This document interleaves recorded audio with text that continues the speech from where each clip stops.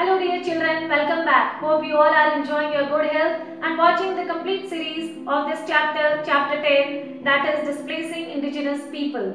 Children, before going to begin this module, let us recall what we did in the previous module. We understood the meaning of indigenous people and who are these indigenous people. Basically, in this chapter, we have discussed about the native people of America and Australia.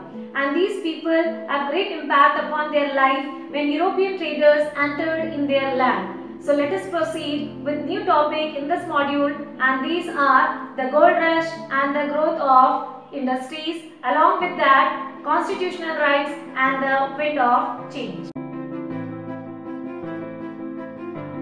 So let's discuss about gold rush.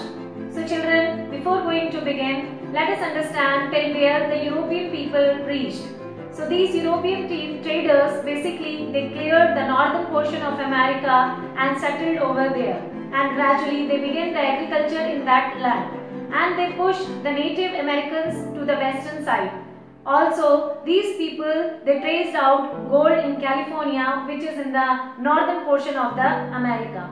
As soon as they traced out the gold, the European population rushed towards there. And gradually this complete rush of the population in the search of gold is called as the gold rush. So this gold rush leads to the development of railways as well as the promotion of industries in America. As a result, America went with the great change and the progress. California Gold Rush 1848 to 1854. Gold was first discovered in California by James W. Marshall at Sutter's Mill in Coloma, California. The story goes back. Once he saw a shiny substance in the river. He bought that substance at home. They both tested the metal and it was gold. Soon the word got out. It was no longer a secret. Not many Americans lived in California. By 1849, thousand upon thousand people arrived in search of gold. The journey to the California was dangerous. Some would go by sea from east to west coast or others from land route to California. These peoples were called as the 49ers. One way of finding gold was pan fall. Miners sink pan into the water and shake pan to the peel of any gold. Later, miner needed lot of equipments. Business were increased to sold these equipments to the miners. Whenever miner discovered gold, silver that place boomed up. And soon they become wealthy. Some of them became wealthy, but most of them returned empty-handed. So let us discuss the very important topic now, that is the constitutional right and the wind of change towards the America. See children, when Europeans started settling towards the American portion, what they find that the south portion of America was bit tough to survive. Why? Because the temperature was very high over there. So when these Europeans they find that they could not bear the hot temperature in South America and they need to work upon the plantation areas and their industrial areas, then they started taking out the work from native people in the hot temperature. What happened? Large number of population of Native America lost their life due to this.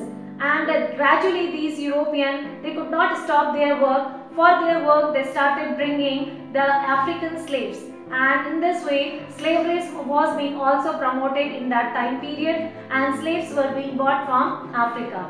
But time came, the slaverism was not practiced much more in the America. It was being banned after some time when people of Africa and Americans of the native people, they begin with the protest and they fight for their rights.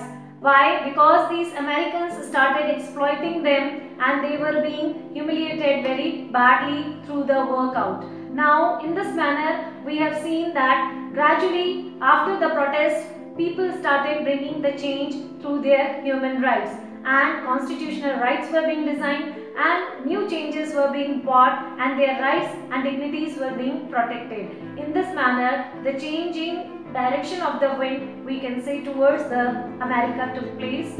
The native people lose their land. In USA, as settlement expanded, the natives were induced or forced to move.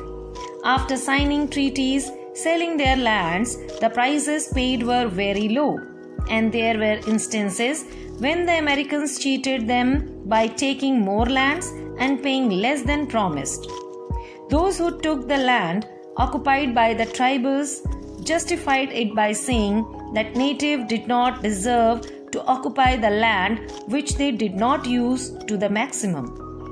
They went on criticize them for being lazy, since they did not use the craft skill to produce goods for the market, for not being interested in learning English or dressing correctly, which meant like the Europeans.